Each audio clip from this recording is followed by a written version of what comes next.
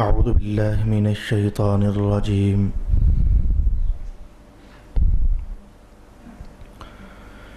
بسم الله الرحمن الرحيم. ويسألونك عن ذي القرنين قل سأتلو عليكم منه ذكرا إنا مكنا له في الأرض وآتيناه من كل شيء سببا فأتبع سببا حتى إذا بلغ مغرب الشمس وجدها تغرب في عين حمئة ووجد عندها قوما قلنا يا ذا القرنين إما أن تعذب وإما أن تتخذ فيهم حسنا قال أما من ظلم فسوف نعذبه ثم يرد إلى ربه فيعذبه عذابا نكرا وأما من آمن وعمل صالحا فله جزاء الحسنى وسنقول له من أمرنا يسرا ثم أتبع سببا حتى إذا بلغ مطلع الشمس وجدها تطلع على قوم لم نجعل لهم من دونها سترا كذلك وقد أحطنا بما لديه خبرا ثم أتبع سببا حتى إذا بلغ بين السدين وجد من دونهما قوما لا يكادون يفقهون قولا قالوا يا ذا القرنين إن يأجوج ومأجوج مفسدون في الأرض فهل نجعل لك خرجا على أن تجعل بيننا وبينهم سدا قال ما مكنني فيه ربي خير فأعينوني بقوة أجعل بينكم وبينهم ردما آتوني زبر الحديد حتى إذا ساوى بين الصدفين قال انفخوا حتى إذا جعله نارا قال آتوني أفرغ عليه قطرا فما استطاعوا أن يظهروه وما استطاعوا له نقبا قال هذا رحمة من ربي فإذا جاء وعد ربي جعله دكاء وكان وعد ربي حقا وتركنا بعضهم يومئذ يموج في بعض ونفخ في الصور فجمعناهم جمعا وعرضنا جهنم يومئذ للكافرين عرضا الذين كانت أعينهم في غطاء عن ذكري وكانوا لا يستطيعون سمعا صدق الله مولانا العظيم. الصلاة والسلام عليك يا سيدي يا رسول الله الصلاة والسلام عليك يا سيدي يا حبيب الله الصلاة والسلام عليك يا سيدي يا شفيع المذنبين وعلى آلك وأصحابك يا سيدي يا رحمة للعالمين.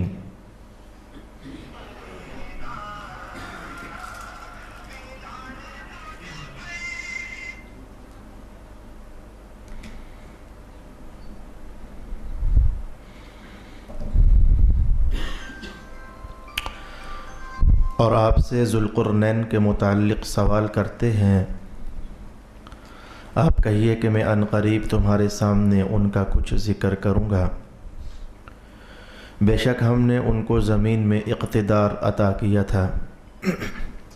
اور بے شک ہم نے ان کو ہر چیز کا ساز و سامان دیا تھا، سو وہ ایک مہم کی تیاری کرنے لگے، حتیٰ کہ جب وہ غروب آفتاب کی جگہ پہنچے تو انہوں نے اسے سیاہ دلدل کے چشمے میں ڈوبتے ہوئے پایا، اور انہوں نے اس کے پاس ایک قوم کو پایا۔ ہم نے کہا اے ذوالقرنین، تم ان کو عذاب پہنچاؤ یا ان کے ساتھ حسن سلوک کرو۔ اس نے کہا جس شخص نے اپنی جان پر ظلم کیا تو عنقریب ہم اس کو سزا دیں گے، پھر وہ اپنے رب کی طرف لوٹا دیا جائے گا تو وہ اس کو بدترین عذاب دے گا، اور جو شخص ایمان لے آیا اور اس نے نیک عمل کیے تو ہم اس کو اچھا بدلہ دیں گے، اور ان قریب ہم اس کو آسان کاموں کے احکام دیں گے۔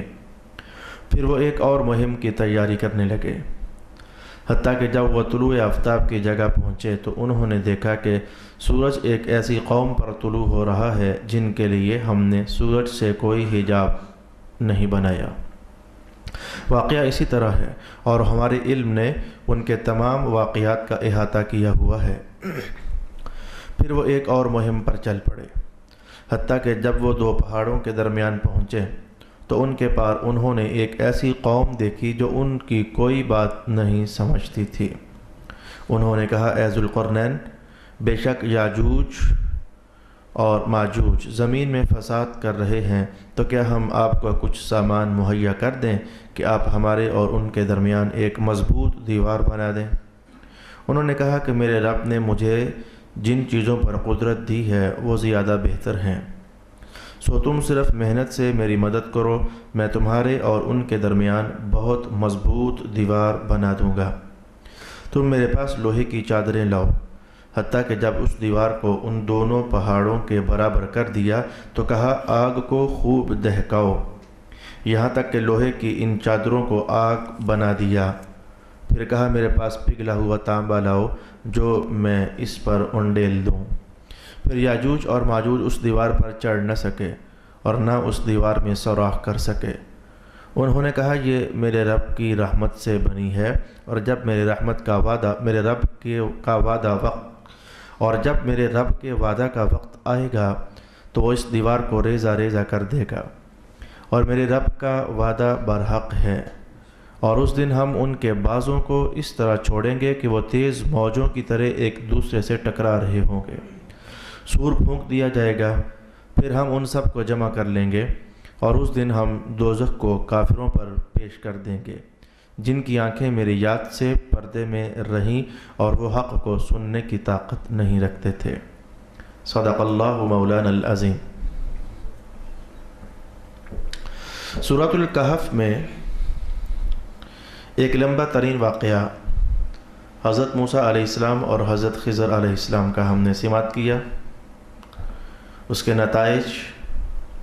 نصیحتیں، سبق آموزیاں اور عبرت انگیزیاں، اور معاشرتی زندگی کی خوبصورت ترین اور لطف اندوز راستے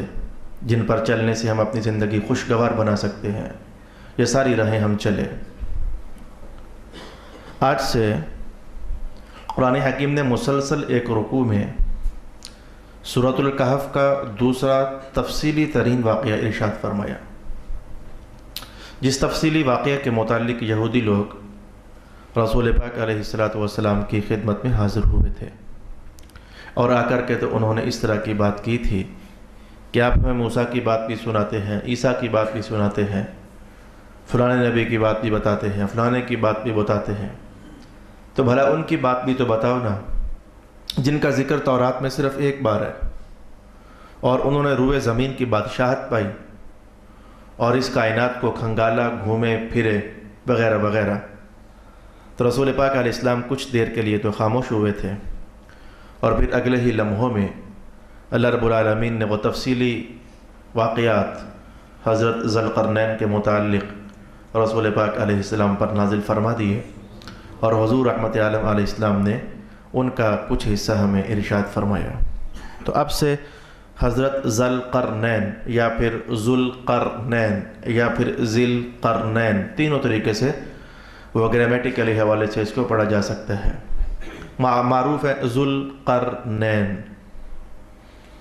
ہمارے پنجابوں کے اندر ذوالقرنین یہ کوئی لفظ نہیں ہے، ذوالقرنین، قرن ایک سینگ، قرنین دو سینگ، ذوالقرنین دو سینگوں والا۔ قرآن حکیم نے اس بات کو ڈیٹیل کے ساتھ ایک ہی موقع پر بیان کیا، لہٰذا میں چاہوں گا کہ اسی موقع پر ہم بہت ساری تعلیمی کارروائیاں مکمل کر لیں، شاید دوبارہ باقی 14 یا 15 سپاروں میں ہمارے سامنے یہ واقعہ اتنی تفصیل کے ساتھ نہ آئے۔ اس میں بھی اللہ رب العالمین کی قدرت کی بہت ساری نشانیاں ہیں۔ حضرت ذوالقرنین کون تھے؟ ان کو ذوالقرنین کیوں کہا جاتا ہے؟ ان کے بارے میں قرآن حکیم نے جو یہ کہا کہ ہم نے انا مکننا لہو فی الارض، ہم نے ان کو عروج زمین کی بادشاہت دی تھی، تو یہ کتنے کے بڑے بادشاہ تھے۔ پھر یہ کہا کہ وَآتَيْنَاهُ مِن كُلِّ شَيْءٍ سَبَبًا، ہم نے ان کو ہر شے گویا کہ دے دی ہوئی تھی۔ یہ پھر کیا چیز ہے؟ اور پھر قرآن حکیم کا یہ بیان سَأَتْلُو عَلَيْكُم مِّنْهُ ذِكْرًا، جتنا واقعہ بھی رسول پاک علیہ السلام کو بتایا گیا تو اس میں سے قرآن حکیم میں منہ تھوڑا سا بیان کیا جا رہا ہے۔ ہمیں یہ ساری باتیں سیکھنی ہے اور سمجھنی ہے، اور پھر رسول پاک علیہ السلام نے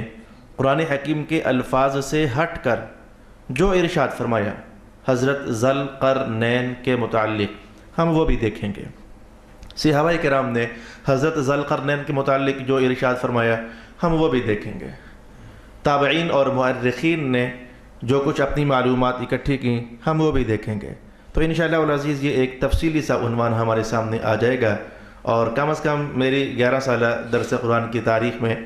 ہم یہ پہلی بار اور پھر تقریباً آخری بار ہی اس بات کو دیکھنا چاہیں گے۔ آپ جانتے ہیں جب احکام کی بات آتی ہے تو اللہ کی توفیق خوب مانگتے ہیں ہم احکام سیکھنے کے لیے۔ جب نصیحت کی کہانی چلتی ہے ہم نصیحتیں حاصل کرنے کی کوشش کرتے ہیں، اور جب عقائد کا عنوان قرآن حکیم کسی نہ کسی عنوان پر چھیڑتا ہے تو ہم عقائد کو سیکھنے کا بھرپور اہتمام کرتے ہیں۔ تو گزشتہ اسباق اور یہ والا سبق اس میں کچھ تاریخی حوالہ جات قرآن حکیم نے ارشاد فرمائے ہوئے ہیں۔ ہم کوشش کریں گے کہ ان تاریخی حوالہ جات کو بھی کافی ساری کوشش کے ساتھ اور اللہ سے توفیق مانگتے ہوئے سمیٹنے کا اہتمام کریں۔ سب سے پہلے میں یہ بات عرض کرنا چاہوں گا کہ آپ کو کہا جاتا ہے ذوالقرنین یا پھر ذوالقرنین، تو ذوالقرنین آپ کو کیوں کہا جاتا ہے؟ یہ لفظ ابھی چونکہ ہماری گفتگو کے لیے نیا واقعہ ہو رہا ہے، آپ کی سماعتوں پر بھی یہ تھوڑا سا ثقیل گزرے گا، اور مجھے بار بار کہنے میں بھی شاید ذرا ثقیل واقعہ ہو۔ میں کبھی ذوالقرنین کہہ دوں گا، کبھی ذوالقرنین کہہ دوں گا۔ ذو کا معنی ہے والا، جیسے دودھ والا، لوہے والا، تو ذو کا علم والا، تو ذو کا معنی والا، اور قرنین دو سینگ، تو ترجمہ کیا ہوا؟ دو سینگوں والا۔ حضرت ذوالقرنین اللہ کے خاص بندے تھے، ولی اللہ تھے، کاملین میں آپ کا شمار ہوتا ہے، نبی آپ نہیں تھے۔ اللہ رب العالمین نے اخلاص کے اعلیٰ مقام پر فائز کیا ہوا تھا، اور آپ کے اخلاص کی کہانیاں تو کچھ ایسی ہیں کہ جس شے کا پھر آپ ارادہ فرما لیتے اللہ رب العالمین ویسے پھر کر بھی دیا کرتا تھا۔ بڑا مقام اللہ تعالیٰ نے آپ کو نصیب فرمایا ہوا تھا۔ شاید یہ کہانی نہ چھڑتی، لیکن یہودیوں نے آ کر رسول پاک علیہ السلام کے علم کو تولنا چاہا کہ بھلا انہیں اس بندے کا پتہ ہے یا نہیں ہے، تو پھر یہ تو ممکن نہیں ہے کوئی آ کر حضور کے علم پر کہانی چھیڑے اور اعتراض کرے، اور پھر اگلے ہی لمحوں میں یا گزشتہ لمحوں میں اللہ وہ علم نہ دے چکا ہو، یا پھر آئندہ لمحوں میں اللہ پاک وہ علم عطا نہ فرما دے۔ تو پھر اللہ رب العالمین نے خوب اس علم کی آگاہی رسول پاک علیہ السلام پر نازل فرمائی۔ تو ذوالقرنین کیا یہ وہی ہیں کہ جن کو اسکندر رومی کہا جاتا ہے، یا اسکندر نام کے دو بندے ہوئے ہیں، اسکندر رومی اور ایک اور سکندر یونانی؟ تو جاننا چاہیے کہ اس میں مورخین کا اختلاف ہوا، یہ سکندر رومی ہے یا سکندر یونانی ہے۔ چلے ہمیں اس سے بھی کم غرض ہے کہ یہ سکندر وہ ہے یا سکندر یہ ہے۔ میں دلچسپی کے لیے یہاں سے بات شروع کرنا چاہوں گا کہ آپ کو ذوالقرنین آخر کیوں کہا جاتا ہے؟ دو سینگوں والے، کیا آپ کے دو سینگ تھے؟ اس سلسلے میں اگر آپ تفصیل سے پڑھنا چاہیں تو قرطبی کو پڑھا جا سکتا ہے اور رازی کو بھی پڑھا جا سکتا ہے۔ روح البیان کے مصنف نے تو انہیں تو خوب موقع ملا، روح البیان کے مصنف کو ان ایسے عنوانات پر خوب موقع ملتا ہے، وہ تاریخ ساری اکٹھی کر کے رکھ دیتے ہیں، لو جی بھر کر اسے پڑھ لیا جائے۔ اور امام جلال الدین سیوطی آپ جانتے ہیں کسی سے پیچھے رہنے والے نہیں ہیں، انہوں نے جو یہاں رقم ترازیاں فرمائیں، میں اگرچہ اپنا مرجع اور اپنی گفتگو کا مرکز انہی کو قرار دوں گا۔ روح البیان پر پھر بھی بعض انگلیاں اٹھی ہیں، لیکن امام جلال الدین سیوطی پر ہاتھ ڈالنا ذرا مشکل ہوتا ہے۔ کوئی بھی صاحب علم سیوطی پر اعتراض کرتے ہوئے 1000 بار سوچے گا کہ بندہ خدا اگر کہہ رہا ہے تو کہہ رہا ہے۔ میں ان کی جلالت علمی کا حوالہ آپ کو یہاں سے کہنا چاہوں گا۔ آپ نے جو وہ کتاب لکھی جامع الاحادیث والمراسیل، یہ 21 جلدوں میں آج ہمارے پاس موجود ہے۔ تو ایک زمانہ ایسا آیا کہ علماء اور محدثین یہ کہتے تھے کہ یہ حدیث ہے یا نہیں ہے، اگر یہ بات پرکھ نہیں ہوتی کہ فلانی حدیث ہے یا نہیں تو کہا جاتا کہ سیوطی کی جامع میں دیکھ لو، اگر ادھر ہے تو سمجھو کہ ہے، اگر ادھر نہیں ہے تو سمجھو نہیں ہے۔ محدثین نے اتنا بڑا کلام کر دیا کہ آپ کو اللہ رب العالمین نے اتنا جلالت علمی اور جلالت مقام عطا فرمایا ہوا تھا، اور پھر رسول پاک علیہ الصلوۃ والسلام کی بارگاہ عالیہ میں قبولیت کا حال آپ جانتے ہیں کہ 72 بار یہ کم ہے، یا ایک بار بھی جاگتی نظر سے دیدار سے مشرف ہو جانا کہ انسانی زندگی کی معراج سے بھی بڑھ کر ہو جاتا ہے۔ اور رسول پاک علیہ السلام نے 72 مرتبہ اور شعرانی نے کہا 75 مرتبہ زیارت نصیب فرمائی، اور وہی جاگتے ہوئے نہیں، سوئے ہوئے نہیں بلکہ جاگتے ہوئے۔ تو الغرض میں روح البیان کی وہ مارکۃ الآراء بحثیں ہونے کے باوجود میں پرائرٹی دوں گا تفسیر در منصور کو، اور وہیں سے اپنی معروضات آپ کی خدمت میں پیش کرنے کا اہتمام کروں گا۔ جاننا چاہیے کہ آپ کو ذوالقرنین کیوں کہا جاتا ہے۔ ایک قول یہ ہے کہ وہب بن منبہ نے اس قول کو نقل فرمایا کہ آپ کے سر کے دونوں طرف، یعنی اس طرف بھی اور اس طرف بھی، سینگ نما 2 ابھار تھے،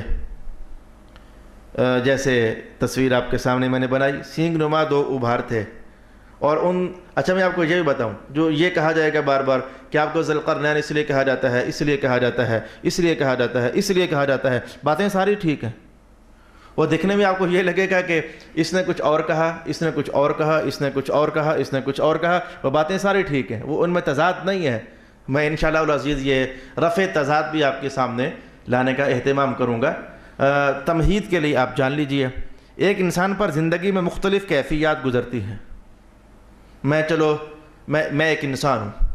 تو مجھ پر زندگی میں بہت ساری کیفیات گزری۔ ایک زمانہ تھا میں اسٹوڈنٹ تھا، اور پھر ایک زمانہ آیا کہ لوگ مجھے حافظ کہنے لگ گئے، اور پھر ایک زمانہ آیا کہ لوگ مجھے عالم کہنے لگ گئے، اور پھر ایک زمانہ آیا کہ لوگ مجھے خطیب کہنے لگ گئے، اور پھر ایک زمانہ آیا کہ لوگ مجھے مدرس کہنے لگ گئے، اور پھر ایک زمانہ آیا تو لوگوں نے مجھے بعض جگہوں میں دیکھا تو کہا یہ فلانے کا باپ لگتا ہے، مجھے باپ بھی کہا جانے لگ گیا۔ پھر ایک زمانے میں مجھے شوہر بھی کہا جانے لگ گیا، عنقریب مجھے بوڑھا بھی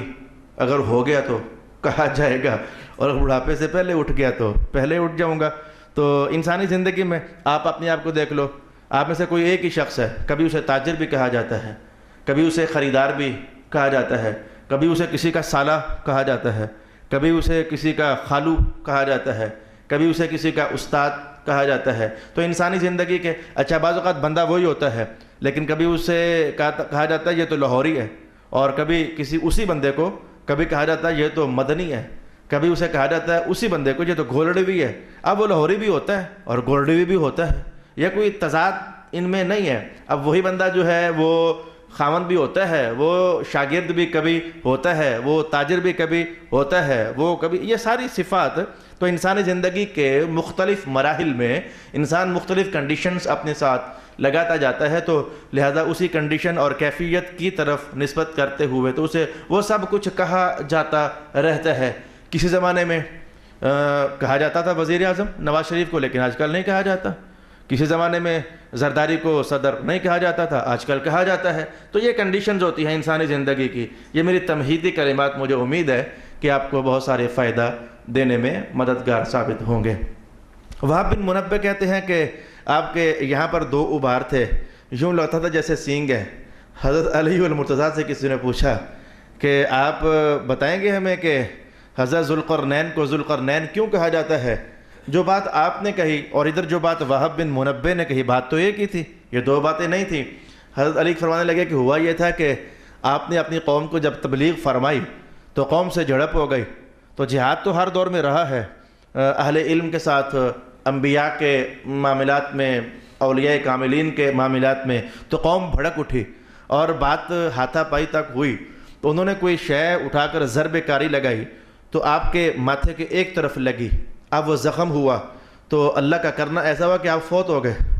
اور پھر مولا کائنات نے اسی قوم کو سزا دلوانے کے لیے حضرت ذوالقرنین کو ایک نئی زندگی عطا فرمائی، اور آپ جب دوبارہ سے زندہ ہوئے تو آپ نے اس قوم کو جو سبق سکھایا وہ پھر تاریخ میں پڑھا جا سکتا ہے۔ لیکن وہ جو ضرب لگی تھی، میں ایک لفظ پنجابی کا بولوں گا، ہم کہتے ہیں روبڑا،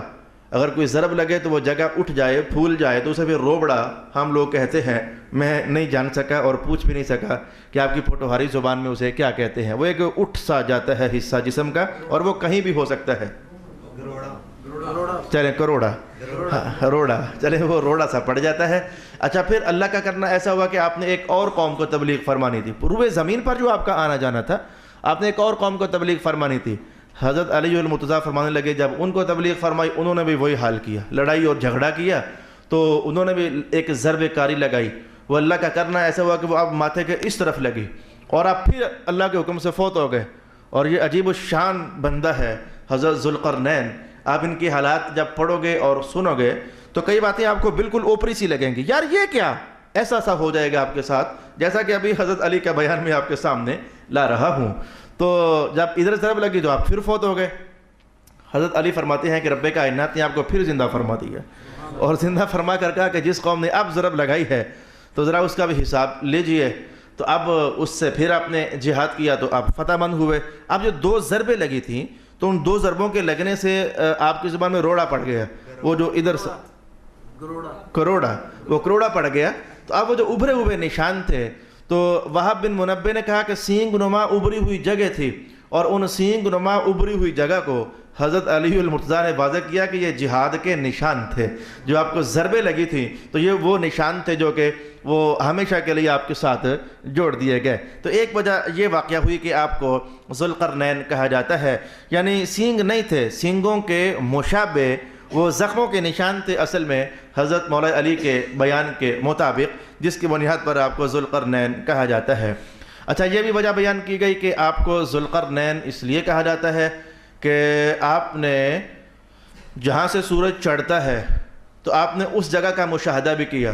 اور جہاں سے سورج ڈوبتا ہے تو آپ نے اس جگہ کا بھی مشاہدہ کیا۔ قرآن حکیم اس بات پر تو ارشاد فرما رہا ہے، مطلع الشمس و مغرب الشمس، اب سورج کے طلوع کے مقام پر بھی پہنچے، سورج کے غروب کے مقام پر بھی پہنچے۔ تو چونکہ یہ جو سینگ ہوتے ہیں، یہ بکرے کی کھوپڑی اگر آپ کی نظروں میں ہے تو ادھر والا سینگ یہ کھوپڑی کے ادھر کی انتہا بن رہا ہوتا ہے، اور جو ادھر والا سینگ ہے یہ کھوپڑی کے ادھر سے انتہا بن رہا ہوتا ہے۔ تو سینگ انتہاؤں میں ہوتے ہیں، یہ سینٹر میں سینگ نہیں ہوتے۔ تو چونکہ آپ نے انتہائی مشرق اور انتہائی مغرب تک آپ نے دورہ فرمایا تو اس لیے آپ کو ذوالقرنین کہا جاتا ہے۔ اور ایک رائے یہ بھی ہے کہ آپ کو اس لیے ذوالقرنین کہا جاتا ہے کہ آپ نے خواب دیکھا کہ مشرق اور مغرب میں جو سورج ہے تو سورج کے دو سنگ ہیں، آپ نے خواب دیکھا کہ سورج کے دو سنگ ہیں، تو آپ نے دونوں سنگوں کو فتح کر لیا۔ اب کہنے کو یہ تیسری بات ہوئی، لیکن آپ کو جاننا چاہیے کہ یہ تیسری بات نہیں ہے، یہ وہی بات ہے کہ جہاد کرتے کرتے آپ مشرق میں پہنچے تو ادھر کی قوموں کو آپ نے فتح کر لیا، تو گویا کہ سورج کا ایک سینگ آپ نے فتح فرما لیا، اور جہاد کرتے کرتے آپ جو مغرب کی طرف روانہ ہوئے تو آپ نے ادھر بھی فتح فرما لیا سارا علاقہ، تو سورج کا دوسرا سینگ آپ نے فتح فرما لیا۔ یہ بھی آپ کے متعلق قول کیا گیا ہے، اور بھی بہت سارے اقوال ہیں کہ آپ کو ذوالقرنین اس لیے اور اس لیے کہا جاتا ہے۔ مثلا ایسا بھی ہوا کہ آپ نے اب یہ بات بالکل ہمارے لیے اوپری ہوگی کہ جہاں اللہ رب العالمین نے ظلمات اور تاریکیاں رکھی ہوئی ہیں آپ نے اس جگہ کا بھی مشاہدہ فرمایا۔ اب ہم نہیں جانتے، ہم نے آج تک سنا ہی نہیں ہے کہ کوئی ایسا علاقہ بھی ہے جہاں اندھیرے ہی اندھیرے ہیں، اللہ نے ساری تاریکیاں وہاں رکھی ہوئی ہیں۔ اب یہ جملے ہمارے لیے بالکل نئے سے، اجنبی سے اور اوپرے سے واقع ہو جائیں گے۔ تو چونکہ آپ نے تاریکیوں کا بھی مشاہدہ کیا، کائنات میں کہاں کہاں اللہ نے تاریکیاں رکھی ہوئی ہیں، اور آپ نے انوار کا بھی مشاہدہ کیا، تو دو بالکل اپوزٹ چیزیں، ایک سنگ دوسرے کے مخالف، دوسرا سنگ پہلے کے مخالف ہوتا ہے۔ تو ظلمات اور تاریکیاں آپ نے چونکہ ان دونوں کا مشاہدہ کیا، اسی لیے آپ کو ذوالقرنین کہا جاتا ہے۔ تو بات یہ بھی ٹھیک ہے، اور پھر یہ قول بھی کیا گیا کہ آپ کو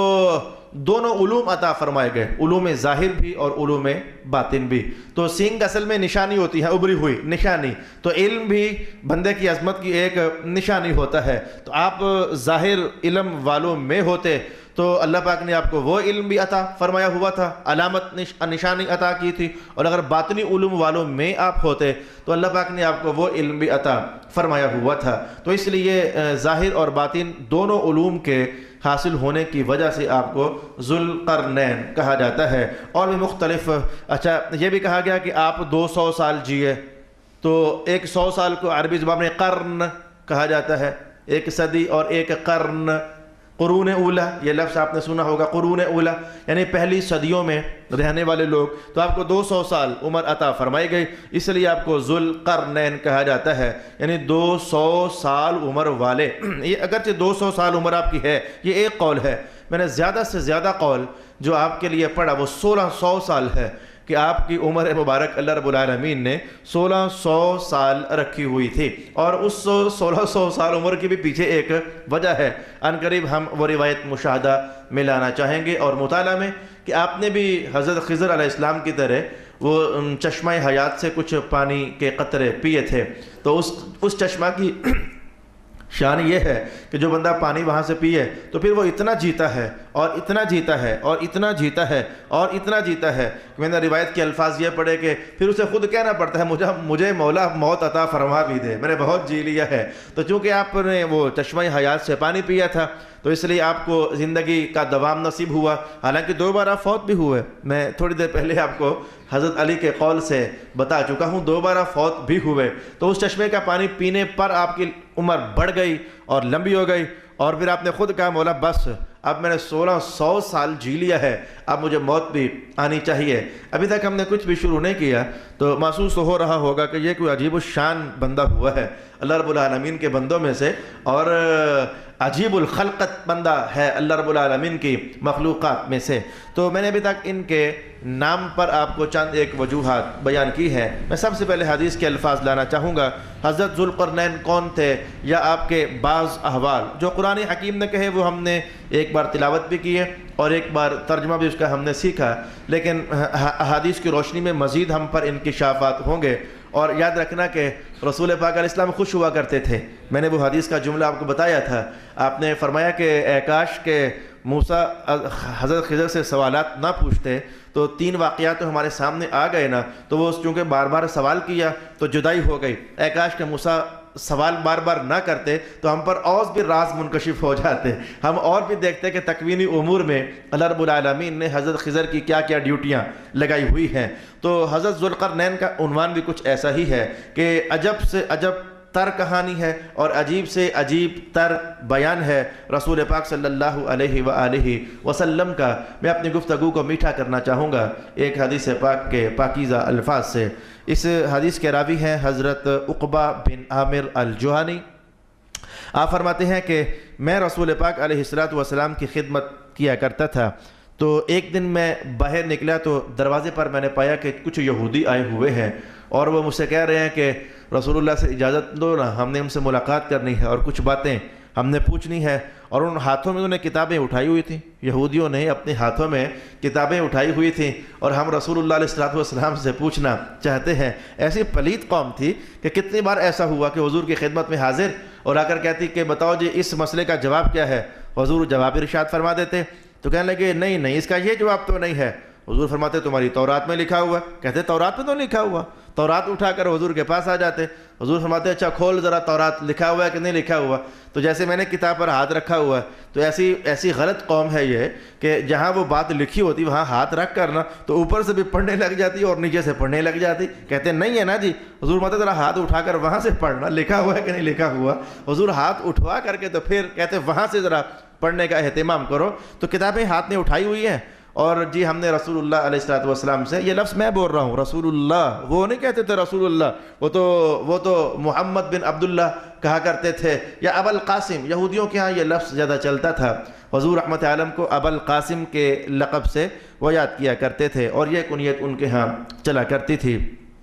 تو جی ہم نے ملاقات کرنی ہے، کون ہمارے لیے اجازت طلب کرے گا؟ حضرت عقبہ کہتے ہیں کہ میں سرکار دو عالم علیہ السلام کا خدمت گار تھا، تو میں اندر حاضر ہو گیا اور میں نے جا کر کے کہا کہ یا رسول اللہ کچھ لوگ ہیں جو آپ سے ملنے کے لیے آئے ہیں۔ ویسے پتہ نہیں مجھے بعد میں یاد رہے کہ یاد نہ رہے، اگر بندہ بہت زیادہ مصروف ہو جائے نا، ایک میں معاشرتی سا ایک چھوٹا سا سبق لے کر آگے بڑھ جانا چاہوں گا، اگر بندہ بہت زیادہ مصروف ہو جائے اور اس کے مصروفیات اور مشغولات بہت حد سے بڑھ جائیں، تو ایسے میں اگر کوئی سیکٹری رکھ لے اور اگر کوئی اپنا خدمت گار رکھ لے جو معاملات میں معاونت کرے، تو یہ کم از کم رسول اللہ علیہ السلام کے اس عنوان سے سیکھا جا سکتا ہے اور سمجھا جا سکتا ہے۔ تو رسول اللہ علیہ السلام نے فرمایا کہ ان کو کیا غرض ہے مجھ سے، بار بار آ کر مجھ سے وہ باتیں پوچھتے ہیں کہ جن کا علم اللہ رب العالمین نے ابھی مجھ پر نازل نہیں فرمایا۔ بھئی حضور کا علم تدریجی تھا، ہم اہل سنت کا ایمان اور عقیدہ اور نظریہ اور موقف یہی ہے کہ رسول پاک علیہ السلام پر سارا علم ایک دم سے اتار دیا گیا، ایسا نہیں ہے۔ حالات واقعات کے پیش نظر کچھ زیادہ کم زیادہ علم رسول پاک علیہ السلام کو دیا جاتا رہا، حتیٰ کہ ہم اہل سنت کہتے ہیں کہ جس دن آپ کا وصال شریف ہوا وہ گھڑی تھی کہ اللہ رب العالمین کائنات بھر کے علوم آپ کے سینے میں نازل فرما چکا تھا، یعنی وصال سے پہلے آپ پر تمام نازل ہونے والے علوم کی تکمیل ہو چکی تھی۔ تو کہا جی حضور آپ سے ملنا چاہتے ہیں؟ حضور نے فرمایا کہ کیا غرض ہے انہیں مجھ سے ملنے سے؟ ایسی باتیں کہتے ہیں کہ جو ابھی تک مجھ پر نازل نہیں کی گئیں۔ پھر حضور نے فرمایا اچھا چلو ملنے آئے گئے ہیں، تعلق ذرا پانی کا بندوبست کرنا، میں وضو کرنا چاہتا ہوں۔ تو رسول پاک علیہ السلام کو پانی پیش کیا گیا، آپ نے وضو فرمایا اور 2 رکعت نماز ادا فرمائی۔ اور میں مسلمانوں آپ سے کہنا چاہوں گا یہ بڑی خاص چیز ہے، یہ مشکل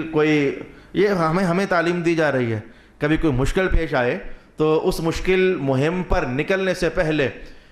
وضو کرنا اور پھر 2 رکعت پڑھ لینا کہ اے اللہ میری مدد فرما دینا، یہ بڑی خاص چیز ہے۔ میں نے اس سے قبل اپنے مشائخ کے مشاہدات اور تجربات بھی آپ کو بتائے ہوئے ہیں کہ ان کے ساتھ جو معاملات پیش آئے اور پھر انہیں وضو کر کے تو فیس کیا، اللہ رب العالمین نے کیسے مدد فرمائی۔ تو عقبہ فرماتے ہیں کہ پھر رسول پاک علیہ السلام نے جب سلام پھیرا نا، تو میں نے آپ کے چہرے پر ایک بشاشت دیکھی، یعنی جیسے کہ سرور اور خوشی کے مارے چہرہ کھل گیا ہے کہ ٹھیک ہے انہیں آنے دیں، بتاتے ہیں جو پوچھیں گے بتا دیں گے، کچھ ایسا سا آپ کے چہرہ پاک سے محسوس ہو رہا تھا۔ تو میں نے انہیں اجازت دی کہ رسول پاک علیہ السلام تمہیں بلا رہے ہیں تو آؤ اندر۔ اب جب وہ حضور کی خدمت میں آئے تو یہ جو سلام پھیرا تھا، نماز پڑھی تھی تو وضو فرمایا تھا، جو چہرے پر خوشی کے اثرات دیکھے تھے، عقبہ کہتے ہیں کہ ان کو مخاطب کرتے ہوئے رسول پاک علیہ السلام نے فرمایا کہ دیکھو بھائی، اگر تم چاہتے ہو کہ تم سوال کرو تو میں جواب دوں تو ٹھیک ہے، پھر ایسا کر لیتے ہیں، اور اگر تم یہ چاہتے ہو کہ جواب بھی میں ہی دے دوں اور تمہارا سوال بھی میں ہی بولوں تو چلو ایسا کر لیتے ہیں۔ رسول اللہ علیہ السلام نے کچھ ایسا کلام کیا، اگر چاہتے ہو کہ سوال تم کرو جواب میں دوں تو چلو ایسا کر لیتے ہیں، اور اگر چاہتے ہو کہ جواب بھی میں ہی دوں اور سوال بھی میں بولوں تو چلو ایسا کر لیتے ہیں۔ یہودیوں کو اور کیا چاہیے تھا، وہ تو پہلے ہی تیاری کر کے آئے تھے کہ کسی نہ کسی طریقے سے اٹیک کیا جائے۔ انہیں کون سا پتہ ہوگا، جو ہم بات پوچھیں گے تو انہیں کون سا پتہ ہوگا؟ بات ہماری تورات کی ہے، تورات انہوں نے پڑھی نہیں ہے، تورات تو ہمارے نبی کی ہے، موسیٰ علیہ السلام کی، تو انہیں کون سا پتہ ہوگا؟ جو انہوں نے کہا کہ ٹھیک ہے جی، انہوں نے کہا ٹھیک ہے جی، جواب بھی آپ ہی دیں اور جو سوال ہم لے کر آئے ہیں وہ سوال بھی آپ ہی بتا دیں۔ تو رسول پاک علیہ السلام نے سوال کو تو آدھے لائن میں سمیٹ دیا۔ آپ نے فرمایا کہ آج تم مجھ سے پوچھنے آئے ہو کہ یہ ذوالقرنین کون تھا، آج تم مجھ سے یہ پوچھنے کے لیے آئے ہو، یہ جو کتابیں تم نے ہاتھوں میں اٹھائی ہوئی ہیں نا، یہ مجھے بتا رہی ہیں کہ تم آج مجھ سے یہ پوچھنے آئے ہو کہ ذوالقرنین کون تھا۔ تو سنو پھر میں اب جواب بھی دیتا ہوں کہ ذوالقرنین کون تھا۔ رسول پاک علیہ السلام نے فرمایا کہ وہ ابتدا میں رومی غلام تھا، اور پھر اللہ پاک نے اس غلام کو بس اخلاص مند تھا نا، اللہ پاک نے اسے بادشاہت عطا فرما دی، اور بادشاہت بھی ایسی کہ روئے زمین کی بادشاہت، اور پھر آپ کا شمار ان 4 بادشاہوں میں ہونے لگ گیا کہ جن کو اللہ پاک نے روئے زمین کی بادشاہت عطا فرمائی تھی۔ جدھر جاتے تو بس وہ ساری آپ کی پبلک ہوتی، آپ کی عوام ہوتی اور آپ کی رعایا ہوتی۔ تو غلام تھے تو اللہ پاک نے انہیں بادشاہت عطا فرما دی۔ پھر رسول پاک علیہ السلام نے چند سفروں کے حالات ارشاد فرمائے کہ ذوالقرنین ادھر گئے تو یہ ہوا، ادھر گئے تو یہ ہوا، ادھر گئے تو یہ ہوا، اب آپ کو پتہ ہے کہ روئے زمین پر تو اللہ کی ہزاروں اور اس سے زیادہ مخلوقات بستی ہیں، ان کے رنگ ڈھنگ الگ الگ، ان کی بولیاں الگ الگ، ان کے چہرے کے خد و خال الگ الگ، کوئی گورا کوئی چٹا کوئی کالا، ان کی تہذیب الگ الگ، ان کے تمدن الگ الگ۔ اب بھی کتنے انسان ہیں جو بغیر کپڑوں کے جنگلی جانوروں کی طرح زندگی گزارنے پر وہ شاداں ہیں، فرحاں ہیں، اور وہ ایسی زندگی گزار رہے ہیں، ہم انہیں دیکھیں تو حیرت میں ڈوب جائیں یہ کیا انسان ہے یار، اور وہ ہمیں دیکھیں تو وہ حیرت میں ڈوب جائے کہ یہ کیسے انسان ہے، انہوں نے جوتے پہنے ہوئے ہیں، انہوں نے کپڑے پہنے ہوئے ہیں، تو انہیں نہ جوتے نصیب ہیں نہ انہیں کپڑے نصیب ہیں، وہ جنگلات میں رہتے ہیں، وہ گھاس پھوس کھاتے ہیں، وہ کانٹے دار جھاڑیاں بھی چبا لیتے ہیں وغیرہ وغیرہ۔ اگر انسان رنگ برنگے ہوتے ہیں یہ بات جاننی ہو تو آپس میں آپ نہیں دیکھ لیتے ہو، تم میں سے کوئی ایسے ہیں جو ہارڈ ورکر ہیں، وہ سارا دن کام کریں، دکھنے میں پتلے سے ہیں لیکن سارا دن کام کریں تو کر گزریں، اور ہم جیسے لوگ جو دکھنے میں صحت مند ہیں، موٹے تازے نظر آتے ہیں، لیکن ہم ان جیسی ہارڈ ورکنگ نہیں کر سکتے ہیں۔ کوئی خوش الہان ہے، کوئی خوش بیان ہے، کسی کا حسن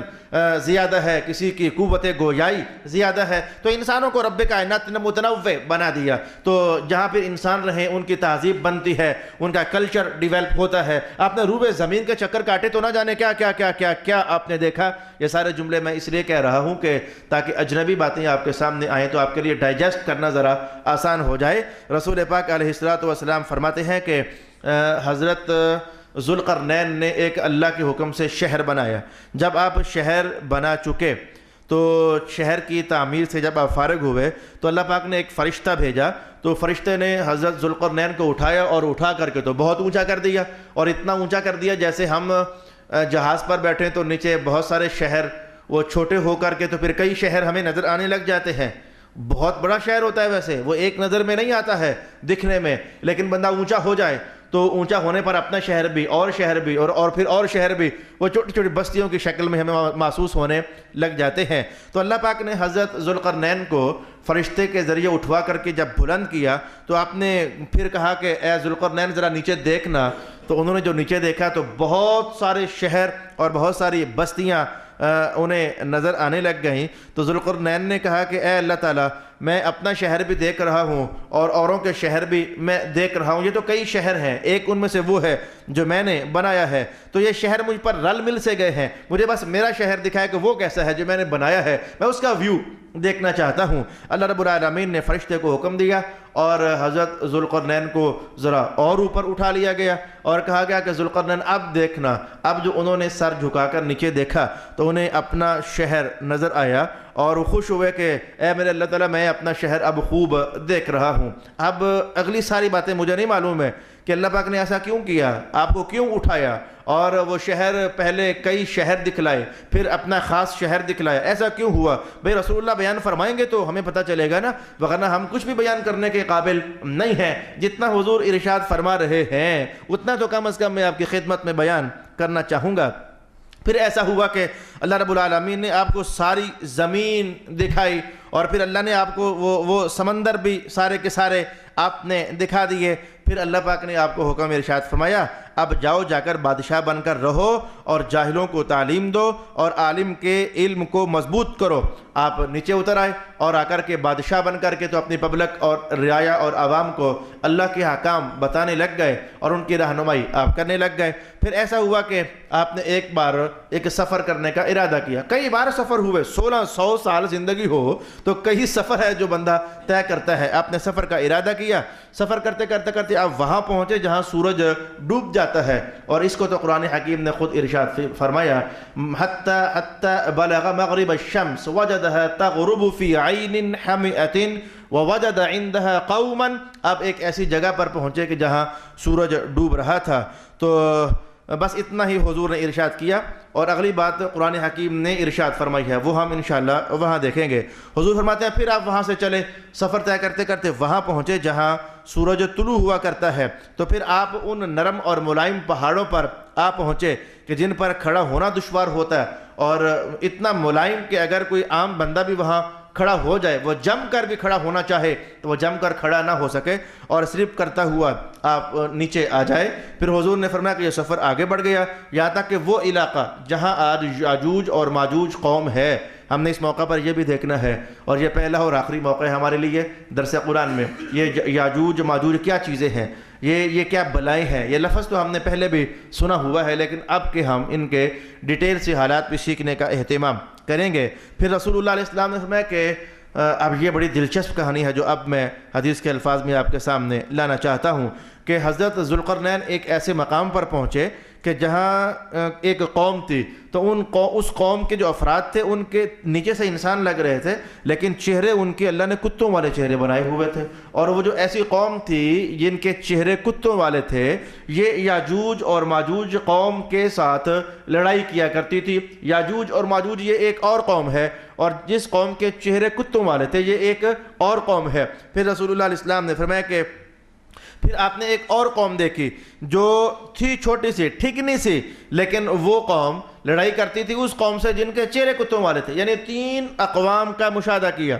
ایک ہے کتے کے چہروں والی قوم، ایک ہے یاجوج ماجوج قوم، اور ایک ہے چھوٹے قد والی قوم۔ چھوٹے قد والی لڑائی کرتی ہے ان سے جو کتے کے چہروں والی قوم ہے، اور کتے کے چہروں والی قوم لڑائی کرتی ہے ان سے جو کہ یاجوج ماجوج کہلائی جاتی ہے۔ پھر رسول پاک علیہ السلام نے فرمایا کہ پھر آپ نے ایک ایسی قوم دیکھی کہ جو بغلوں کی طرح ہے، یعنی یہ جو آبی پرندہ ہوتا ہے بغلہ،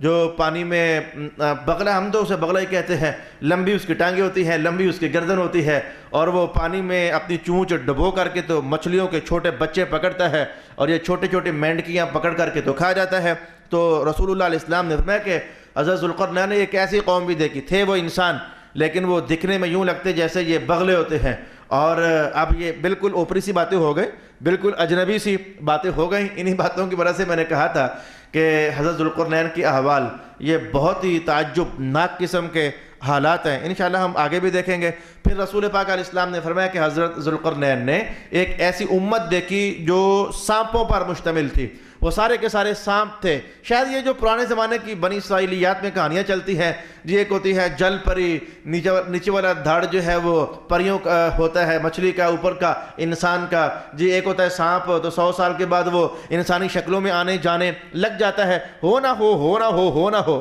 یہ وہی اقوام ہیں جن کے واقعات حضرت رسول اللہ علیہ السلام ارشاد فرما رہے ہیں، اور ان کا مشاہدہ کیا حضرت ذوالقرنین نے، اور پھر قوموں در قوموں یہ باتیں آگے بڑھتی چلی گئیں، اور آج تک ہم ان باتوں کو سن رہے ہیں۔ کوئی جل پری بھی ہوتی ہے، کوئی 100 سال کا سانپ ہوتا ہے تو اس کا چہرہ انسانوں جیسا ہو جاتا ہے۔ پھر رسول اللہ علیہ السلام نے ان سانپوں میں سے ایک سانپ کی کہانی ارشاد فرمائی کہ وہ جو سانپوں کی امت حضرت ذوالقرنین نے دیکھی، ایک سانپ اکیلا بڑی بڑی چٹان کو نگل لیتا ہے، یہ چیز بھی حضرت ذوالقرنین نے دیکھی۔ یہ بالکل عجیب و غریب ہمارے اس ماحول سے بڑی اونچی اور الگ درجے کی کہانیاں ہیں جو کہ رسول پاک علیہ السلام ہمیں ارشاد فرما رہے ہیں۔ جب اتنا کو حضور نے فرمایا نا، تو جو یہودی آئے تھے کتابوں کا تھبا اٹھائے ہوئے اور کہنے آئے تھے کہ بتاؤ جی یہ ذوالقرنین کون ہوتا ہے، تو حضور نے جو اتنا فرمایا کہ وہ آسمانوں پر گیا، پھر اس نے اپنا شہر دیکھا، پھر اپنے ایک قوم دیکھی، کتے کے چہرے والی قوم دیکھی، سانپ دیکھے جو چٹانوں کو نگل جاتے تھے۔ وہ یہودی ہاتھ اٹھا کر کہنے لگے بس ہمیں سمجھ آ گئی ہے کہ آپ کو اللہ نے یہ سارا علم عطا فرما دیا ہوا ہے، بس کریں، ہم جان گئے کہ ہماری کتاب کے اندر بھی یہی لکھا ہوا ہے۔ اب جب انہوں نے یہ کہا نا بس کر دیں، تو رسول اللہ علیہ السلام نے بات ادھر ہی ختم فرما دی۔ اگر وہ بس نہ فرماتے تو رسول اللہ علیہ السلام شاید حالات کو آگے بڑھاتے جاتے۔ مجھے محسوس ہوا ہے کہ مشکلات ہیں آپ کے لیے سننا، یا حیرت کے مارے آپ خاموش رہے اور توجہ جمی رہی، یا پریشانی کی وجہ سے کہ یہ کیا باتیں آج ہم سن رہے ہیں۔ اس میں کوئی شک نہیں ہے کہ دلچسپ بھی ہیں، عجیب بھی ہیں، اور ہمارے ماحول سے بالکل ہی دور دراز زندگیاں گزری ہیں، لیکن ہماری ان باتوں تک رسائی نہیں ہے، میری خود اپنی رسائی نہیں ہے۔ رسول اللہ علیہ السلام جو بات ارشاد فرماتے چلے جا رہے ہیں، ہم وہ اپنے کانوں کی سماعت سے گزارتے چلے جا رہے ہیں۔ فی الحال آپ نے حضور رحمت عالم نے جو میں نے پہلی حدیث آپ کے سامنے لائی اس میں اتنا ہی ذکر خیر ارشاد فرمایا، تو میں آگے ابھی 1-2 نشستیں اور آپ کی چاہوں گا کہ جس کے اندر ہم یہ احوال اور واقعات سماعت کر سکیں، اور پھر آخر میں انشاءاللہ العزیز جو نتائج مجھے دستیاب ہوں گے وہ نتائج بھی ہم سیکھیں گے، وہ پند بھی ہم دیکھیں گے، وہ مواعظ بھی ہم حاصل کرنے کی کوشش کریں گے۔ اللہ تعالیٰ میرا اور آپ کا حامی و ناصر، وآخر دعوانا الحمدللہ رب العالمین۔